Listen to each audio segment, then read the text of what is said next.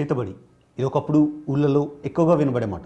మన అమ్మమ్మలు తాతయ్యల కాలంలో అయితే చేతబడి వల్ల బాధపడ్డ వాళ్ళని, చేతబడి చేసే వాళ్ళని కూడా చూసామని చెబుతుండేవాళ్ళు. సైంటిఫిక్గా ఆలోచించే వాళ్ళేమో చేతబడి ఒక మూఢ నమ్మకం అని, ఒక టైప్ ఆఫ్ మ్యాజిక్ అని, జనాల దగ్గర నుండి డబ్బులు గుంజడానికి చేసే వ్యవహారం అని, వాటిని నమ్మవద్దు అని చెబుతుంటారు. కానీ ఊళ్ళల్లో ఉండే ఒక సామాన్యుడేమో లేదండి ఇదంతా నిజం, దానివల్ల ఎంతోమంది జీవితాలు నాశనమయ్యాయి అని చెబుతుంటారు. ఇవి రెండు కూడా రెండు ఎక్స్ట్రీమ్స్ అని చెప్పుకోవచ్చు.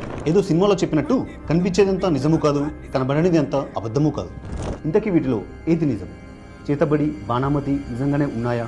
వాటితోటి ఎదుటి మనిషిని ఇబ్బంది పెట్టడం సాధ్యమా? పురాణాల్లో కానీ మంత్రశాస్త్రంలో కానీ వీటి గురించి ప్రస్తావన ఉందా? ఇలాంటివి కేవలం మన దేశంలోనే ఉన్నాయా, లేదా ఇతర దేశాల్లో, ఇతర మతాల్లో కూడా వీటి గురించి ప్రస్తావన ఉందా? ఇలాంటి ఎన్నో విషయాల గురించి నాకు తెలిసిన ఇన్ఫర్మేషన్ ఈరోజు మీకు చెప్పబోతున్నాను. వివిధ ప్రాంతాన్ని బట్టి ఈ విద్యని విచ్క్రాఫ్ట్ అని, ఉడు అని, బ్లాక్ మ్యాజిక్ అని, చేతబడి, బాణామతి,